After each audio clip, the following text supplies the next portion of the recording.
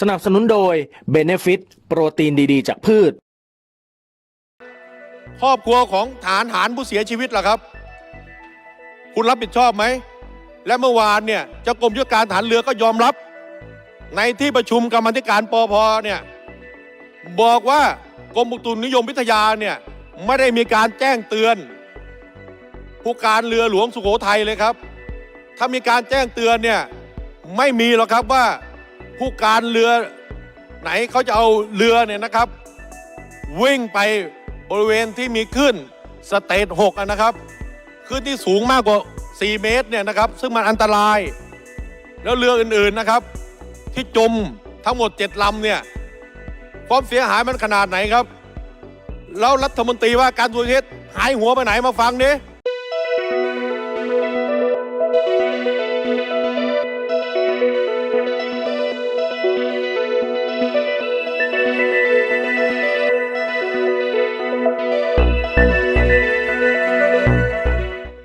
การพยากรณ์อากาศ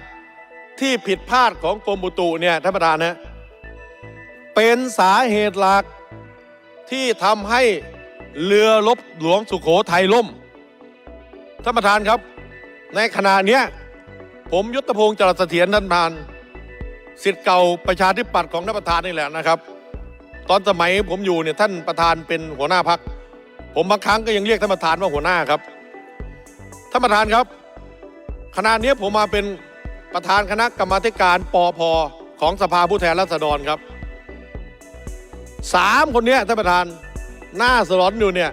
คือนายชัยวุฒิรัฐมนตรีว่าการกระทรวงดีเอสนะครับกระทรวงนี้ชื่อกระทรวง DES นะครับชื่อย่อๆเนี่ยนะครับต้องเรียนท่านประธานอย่างนี้ครับว่ากระทรวงนี้ชื่อแปลเป็นไทยเนี่ยกระทรวงดิจิทัลเพื่อเศรษฐกิจและสังคมนะครับแต่ท่านประธานนะคนที่มาบริหารกระทรวงเนี้ยไม่มีความรู้ด้าน DES ด้านดิจิตอลปลัดกระทรวงครับเป็นนักกฎหมายชื่อศาสตราจารย์วิสิทธิ์ยุทธศาสตร์ครับผมเพิ่งไปประชุมด้วยที่กระทรวงวันวาเลนไทน์ครับท่านประธานนะกรรมาธิการสภาผู้แทนราษฎรเชิญ3 ครั้งไม่เคยโผล่หัวมาครับต้องไปประชุมด้วยที่กระทรวงดีเอสท่านประธานนะยังหนีอีกครับ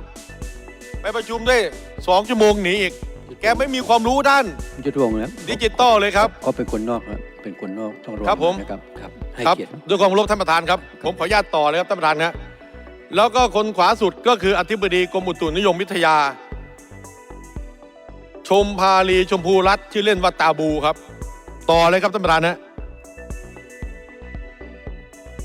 สไลด์ถัดไปเลยฮะการอภิปรายไว้วางใจในสมัยประชุมที่2/2565เป็นการอภิปรายนายชัยวุฒิธนาคมานุสรณ์รัฐมนตรีว่าการกระทรวงดิจิทัลเพื่อเศรษฐกิจและสังคมในยติการอภิปรายทั่วไปแบบไม่ลงมติตามรัฐธรรมนูญมาตรา152ครับหน้าถัดไปเลยครับผมขอย้ำอีกครั้งนะครับชัยวุฒิครับยุทธพงศ์ครับขอย้ำอีกครั้งหนึ่งไม่ใช่เป็นการอภิปรายไม่ไว้วางใจนะฮะขอย้ำอีกครั้งครับครับข้อความที่เขียนไปแล้วก็ไม่เป็นไรครับแต่ว่าให้ประชาชนเข้าใจว่าไม่ใช่เป็นการอภิปรายไม่ไว้วางใจครับครับกราบขอบพระคุณครับท่านประธานครับท่านประธานที่เคารพครับกับผมนายยุทธพงศ์จรัสเสถียรสมาชิกสภาผู้แทนราษฎรจังหวัดมหาสารคามพรรคเพื่อไทยนายชัยวุฒิเนี่ยนะครับรัฐมนตรีว่าการกระทรวงดีเอสเนี่ยแต่งตั้งข้าราชการที่ไม่มีคุณสมบัติมาบริหารราชการก่อให้เกิดความเสียหายและนายชัยวุฒิเนี่ยมีความประพฤติเสื่อมเสียทางศีลธรรมอันดีฝ่าฝืนและไม่ปฏิบัติตามมาตรฐานทางจริยธรรมอย่างร้ายแรงสไลด์ถัดไปครับเรือรบหลวงสุโขทัยครับทำความรู้จักกับเรือหลวงสุโขทัยครับเป็นเรือรบที่มีสมรรถนะสูงสามารถทำการรบได้3 มิติทั้งการป้องกันทางอากาศก็คือสามารถต่อสู้กับเครื่องบินทางอากาศยานได้มีจรวดต่อสู้อากาศยานทำสงครามทางผิวน้ำครับเป็นเรือประจันบานได้และทำสงครามปราบเรือน้ำก็คือมีตอร์ปิโดสำหรับปราบเรือน้ำเรียกว่าลบได้ทาง3 มิติครับท่านประธานครับ เรือหลวงสุโขทัยเนี่ยถือเป็นเรือรบหลวงชั้นนำ1 ใน 5ของประเทศครับถ้าประเทศไทยเนี่ยมีอริราชศัตรูเนี่ยนะครับลุกหน้าน้ำประเทศไทยเรือรบหลวงสุโขทัยเนี่ยคือ1 ใน 5เรือรบหลวงที่จะต้องออกนำหน้าเพื่อปกป้องอธิปไตยของชาติครับท่านประธานครับแล้วเรือรบหลวงลำนี้เนี่ยต่อที่เมืองทาโคมาประเทศสหรัฐอเมริกาครับคนที่เคยเป็นผู้การเรือหลวงสุโขทัยเนี่ยทุกคนจะมีความภาคภูมิใจครับและคนที่เป็นผู้การเรือหลวงสุโขทัยเนี่ยสัญลักษณ์ก็คือจะเป็นผู้บัญชาการเป็นพลเรือเอกเป็นผู้จัดการหน่วยรบตำแหน่งสูงๆแล้วก็จะเป็นผู้จัดการฐานเรือในอนาคตต่อไปครับถ้าตามลำดับชั้นในการของฐานเรือครับท่านประธานครับผมพูดเรื่องเรือรบหลวงสุโขทัยล่มเนี่ยเลือดมันขึ้นหน้าครับท่านประธานครับผมคนไทยครับเรือรบหลวงเนี่ยต้องมาล่มเพราะการพยากรณ์อากาศที่มันผิดพลาดทหารเรือทหารนะครับอย่าเพิ่งไปเนี่ยยังไม่จบฮะ17ก่อนครับต้องมาเสียชีวิตแทนที่เรือลำนี้นะครับจะไปปกป้องอธิปไตยของชาติกลับต้องมาจมเพราะการพยากรณ์อากาศที่ผิดพลาดของกรมอุตุนิยมวิทยาตรงนี้นายชัยวุฒิต้องมาตอบผมว่าทำไมไปเอาอธิบดีที่มีความรู้ด้านอุตุนิยมเป็น0มาเป็นเรือหลวงคืออะไรครับเรือหลวงเนี่ยคือคำนำหน้าชื่อเรือที่มีระหว่างขับน้ำตั้งแต่150 ตันขึ้นไปอันเป็นการแสดงถึงความเป็นเรือรบของพระมหากษัตริย์โดยในภาษาอังกฤษจะใช้คำว่า His Thai Majesty Ship หรือคำย่อว่า HCMS เป็นคำนำหน้าชื่อเรือเช่นเรือหลวงสุโขทัย HCMS สุโขทัยหน้า18ครับท่านประธานครับเรือรบสุโขทัยเนี่ยได้จมได้ล่มลงเนี่ยที่อำเภอบางสะพานจังหวัดประจวบคีรีขันธ์เมื่อช่วงหัวค่ำของวันที่18 ธันวาคมปี 2565เกิดจากอะไรครับเกิดจากการพยากรณ์อากาศของกรมอุตุนิยมวิทยาที่ผิดพลาดคำพยากรณ์อากาศประกาศกรมอุตุนิยมวิทยาประกาศเมื่อวันที่ 18 ธันวาคม 2565 พยากรณ์คลื่นลมบริเวณอ่าวไทยคลื่นสูง 2-4 เมตรบริเวณที่มีฝนฟ้าคะนองมีคลื่นสูงมากกว่า 4 เมตรคาดว่าฝนตกหนักถึงหนักมากภาคใต้นะครับสุราษฎร์ธานีนครศรีธรรมราชไม่มีประจวบคีรีขันธ์เลยนะครับแล้วก็บอกว่าเรือเล็กควรงดออกจากฝั่งแสดงว่าเรือใหญ่ออกจากฝั่งได้เหรอครับเป็นคำพยากรณ์อากาศนะครับลงวันที่ 18 ธันวาคม ปี 2565 เวลา 17 นาฬิกาครับลงชื่อนางสาวชมภาลีชมพูรัตน์อธิบดีกรมอุตุนิยมวิทยานะครับบอกว่ามีคลื่นลมนะครับท่านนะด้านล่างนะครับสีแดงเนี่ยที่ผมขีดเส้นใต้บอกว่ามีคลื่นลมบริเวณอ่าวไทยและอันดามันมีกำลังแรงโดยอ่าวไทยและอันดามันเนี่ยบริเวณห่างฝั่งเนี่ยมีคลื่น 2-4 เมตรบริเวณที่มีฝนฟ้าคะนองมีคลื่นสูงมากกว่า 4 เมตรนะครับเราบอกว่าเกิดที่จังหวัดไหนครับสุราษฎร์ธานีนครศรีธรรมราชพัทลุงสงขลาปัตตานียะลานราธิวาสกระบี่ตรังครับไม่ได้บอกถึงประจวบคีรีขันธ์เลยครับหน้าที่19ครับท่านประธานครับจุดที่เรือรบหลวงสุโขทัยอับปางเนี่ย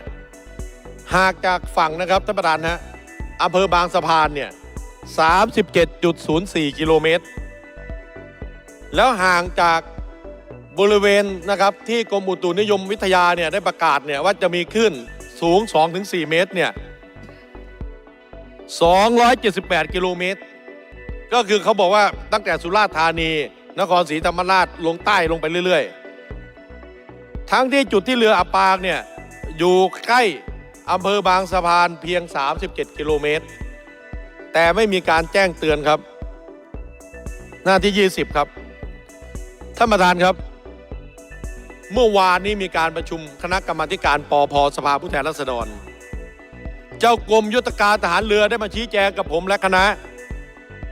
บอกว่ามีเรือที่จมเนี่ยวันที่ 18 ธันวาคม ปี 65 เนี่ยไม่ใช่มีเรือหลวงสุโขทัยลำเดียวนะครับมีเรือทั้งหมด 7 ลำครับมีเรือประมงส.นพรัตน์มีเรือหลวงสุโขทัยมีเรือประมงส.เอกรัตน์มีเรือบรรทุกตู้คอนเทนเนอร์อนุภูมิมีเรือประมงทรัพย์สุนันท์มีเรือซับเบอร์ซูเคสอุทามามีเรือขนตู้คอนเทนเนอร์สันทัดสมุทร2ครับทั้งหมด7 ลำครับอันนี้คือข้อมูลจากกองทัพเรือโดยเจ้ากรมยุทธการทหารเรือครับว่าการพยากรณ์อากาศที่มันผิดพลาดมันล้มเหลวเนี่ยมันเกิดความเสียหายขนาดไหนครับท่านประธานครับความเสียหายเนี่ยมันไม่เกิดเฉพาะทรัพย์สินชีวิตคนนะครับมันเกิดจากการบริหารงานที่ผิดพลาดของรัฐมนตรีชัยวุฒิที่เอาอธิบดีกรมอุตุที่มีความรู้ด้านจิตวิทยาเป็นศูนย์ไม่รู้เรื่องท่านต้องตอบผมนะครับว่าคุณไปเอาคนไม่มีความรู้งี้มาเป็นอธิบดีกรมอุตุได้ยังไง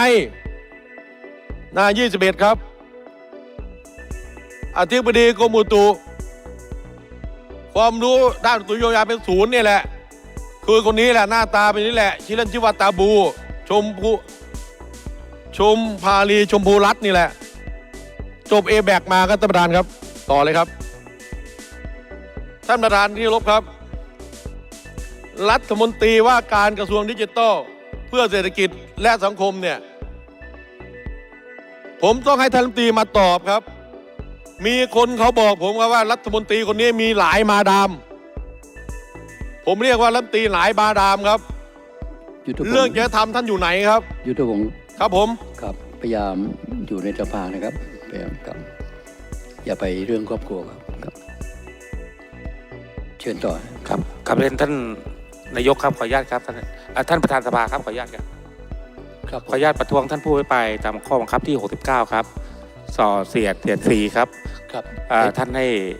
ขออนุญาตท่านให้ถอนคำว่าท่านรัฐมนตรีที่ท่านต่อเสียดเมื่อสักครู่เนี่ยนะครับครับผมได้เตือนเลยครับครับเตือนครับผมท่านประธานครับขอบคุณครับกราบเรียนท่านประธานครับกับผมนายยุทธพงศ์จะเสียนสมาชิกสภาผู้แทนราษฎรจังหวัดมหาสารคามพรรคเพื่อไทยท่านประธานครับให้ผมถอนคำอะไรอ่ะคุณพูดมันตรงๆเนี่ยแล้วผมผิดข้อไหนคุณพูดมันตรงเนี่ยผมพูดว่าคำไหนไม่เป็นไรครับหรือคุณรับจ้างเขามาประท้วงเหรออันนี้ต้องถอนครับอันนี้ต้องถอนแล้วครับอะไรครับท่านประธานครับครับเราเป็นผู้ใหญ่กว่าครับยุทธพงศ์นะถอนนะครับครับผมท่านประธานให้ผมถอนนะครับถอนคำว่ารับจ้างมาเนี่ยถอนนะครับครับผมขออนุญาตถอนคำว่ารับจ้างครับครับผมเพราะว่าเขาประท้วงเขายังไม่รู้เลยว่าผมพูดว่าอะไรครับครับอย่าไปว่าเขาครับครับเตือนแล้วครับผู้ประท้วงด้วยความเคารพท่านประธานนะครับเพราะว่าผมนี่ยุทธพงศ์ครับผมขอเรียนด้วยความเคารพนะครับว่าแม้กระทั่งอธิบดีนะครับเป็นคนนอกและข้อวิจารณ์รัฐมนตรีฮะถ้าเราไปวิจารณ์คนนอกจะมีปัญหาต้องวิจารณ์รัฐมนตรีส่วนคนนอกจะเป็นอย่างไรนั้นเป็นอีกเรื่องหนึ่งครับต้องระวังครับเชิญเลยครับกราบเรียนท่านประธานที่เคารพครับกับผมนายยุทธพงศ์จรัสเสถียรสมาชิกสภาผู้แทนราษฎรจังหวัดมหาสารคามพรรคเพื่อไทยท่านประธานครับขอสไลด์ที่ 22นะครับบอกว่ารัฐมนตรีชัยวุฒิเนี่ยรัฐมนตรีว่าการกระทรวงดีเอสนะครับผมก็สับสนครับเพราะว่าท่านมีผมเรียกรัฐมนตรีหลายมาดามแล้วนะครับเพราะว่า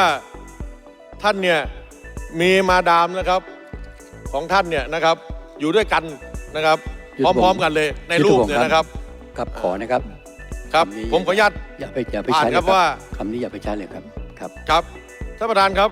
ผมต้องกราบเรียนท่านประธานครับว่าคือท่านรัฐมนตรีเนี่ยท่านบริหารรายการผิดพลาดท่านเอาคนที่ไม่มีความรู้มาดำรงตำแหน่งสำคัญแล้วก็ไปพยากรณ์ครับ ผิดที่ผิดเวลา แล้วทำเป็นเหตุให้เรือรบหลวงชั้นนำของประเทศ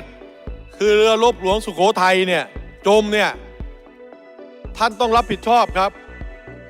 ท่านประธานครับเรือรบหลวงสุโขทัยเนี่ยผมในฐานะที่เคยเป็นรัฐมนตรีเคยปฏิญาณตนต่อพระบาทสมเด็จพระเจ้าอยู่หัวล้นเกล้ารัชกาลที่ 5มาแล้วตอนสมัยผมเป็นรัฐมนตรีครับผมนี่ท่านประธานนะเลือดในหัวใจนะครับของความเป็นคนไทยเนี่ยผมจะไหลครับน้ำตาไหลครับเลือดผมเนี่ยแทบจะทะลักออกจากตัวครับท่านประธานครับท่านประธานเห็นรูปเรือรบหลวงสุโขทัยที่จมอยู่ใต้ทะเลบริเวณบางสะพานอ่าวไทยตรงนั้นนี่ครับท่านประธานอยู่ในสภาพที่ไม่ได้เอียงไม่ได้เลยนะครับอยู่ในสภาพที่จมเหมือนเรือที่อยู่บนทะเลเลยครับที่พร้อมที่จะปกป้องอธิปไตยของประเทศพร้อมที่จะต่อสู้เพื่อรักษาอธิปไตยทางทะเลของประเทศครับและทหารนะครับที่ต้องมาเสียชีวิตเนี่ยและยังสาบสูญที่หาศพไม่เจอเนี่ยเอกไม่รู้กี่คนครับเพราะอะไรครับท่านประธานครับเพราะการพยากรณ์อากาศที่มันผิดพลาดเรืออีกลำอื่นๆทั้งหมดใน7ลำเนี่ยที่ต้องไปจมเนี่ยเพราะการทำงานที่ผิดพลาดไงครับคุณไม่ได้พุท the right man on the right job คุณเอาคนที่ไม่มีความรู้มาเป็นแล้วมาพยากรณ์อากาศที่ผิดพลาดแล้วความเสียหายที่เกิดขึ้นเนี่ยรัฐมนตรีว่าการกระทรวงดีเอสต้องมาตอบผมครับว่าคุณเนี่ยบริหารงานยังไงนะครับแล้วคนที่มีความรู้ความสามารถเนี่ยทำไมคุณไม่ใช้แล้วคุณจะรับผิดชอบไหมกับเรือรบหลวงสุโขทัยเนี่ยมูลค่าไม่ต่ำกว่า 5,000 ล้านที่เสียหายเนี่ยคุณต้องมาตอบคำถามของสมาชิกสภาผู้แทนราษฎรที่ถามคุณอยู่เนี่ยว่าคุณบริหารยังไงและความเสียหายที่เกิดขึ้นเนี่ยมันเกิดจากภาษีอากรของประชาชนนะครับและขณะเดียวกันเนี่ยท่านประธานครับครอบครัวของทหารผู้เสียชีวิตล่ะครับคุณรับผิดชอบไหมและเมื่อวานเนี่ยเจ้ากรมยุทธการทหารเรือก็ยอมรับในที่ประชุมกรรมาธิการปภเนี่ยบอกว่ากรมอุตุนิยมวิทยาเนี่ยไม่ได้มีการแจ้งเตือนผู้การเรือหลวงสุโขทัยเลยครับถ้ามีการแจ้งเตือนเนี่ยไม่มีหรอกครับว่าผู้การเรือไหนเขาจะเอาเรือเนี่ยนะครับวิ่งไปบริเวณที่มีคลื่นสเตจ6นะครับคลื่นที่สูงมากกว่า4 เมตรเนี่ยนะครับซึ่งมันอันตรายแล้วเรืออื่นๆนะครับที่จมทั้งหมด7ลำเนี่ยความเสียหายมันขนาดไหนครับแล้วรัฐมนตรีว่าการกระทรวงดีเอสหายหัวไปไหนมาฟังดิมาตอบดิผมได้เลือดขึ้นหน้าเลยครับท่านประธานฮะผมเนี่ยรักชาติรักแผ่นดินทำเรือรบหลวงสุโขทัยล่มเนี่ยผมเนี่ยเป็นสสที่อภิปรายคัดค้านไม่ซื้อเรือดำน้ำจีนถูกกองทัพเรือฟ้องร้องเมืองดีผมก็ไม่เคยหวั่นครับท่านประธานครับสุดท้ายครับท่านประธานครับหน้าสุดท้ายหน้า23ครับเจ้าที่ขอขึ้นผมขอสรุปครับหน้า23ครับเจ้าที่เป็นหน้าสุดท้ายแล้วครับจะสรุปการอภิปรายของผมอภิปรายไม่ไว้วางใจในสมัยประชุมที่2ครับ2565ข้อกล่าวหาในชัยวุฒนากมานุสรณ์รัฐมนตรีว่าการกระทรวงดิจิทัลเพื่อเศรษฐกิจและสังคมจงใจปฏิบัติหน้าที่หรือใช้อำนาจขัดต่อบทบัญญัติแห่งรัฐธรรมนูญหรือกฎหมายมีความประพฤติเสื่อมเสียทางศีลธรรมอันดีฝ่าฝืนและไม่ปฏิบัติตามมาตรฐานทางจริยธรรมอย่างร้ายแรงและคุณทำให้เรือรบหลวงสุโขทัยเนี่ยภายใต้หน่วยงานที่คุณกำกับเนี่ยพยากรณ์อากาศผิดพลาดทำเรือรบหลวงสุโขทัยล่มคุณชัยวุฒิคุณต้องรับผิดชอบพลเอกประยุทธ์จันทร์โอชาอยู่ไหนมาฟังผมคุณชัยวุฒิเนี่ยท่านเอาไว้ได้ยังไงต้องปลดทิ้งได้แล้วครับขอบคุณครับท่านประธานครับครับ ก็เข้าใจ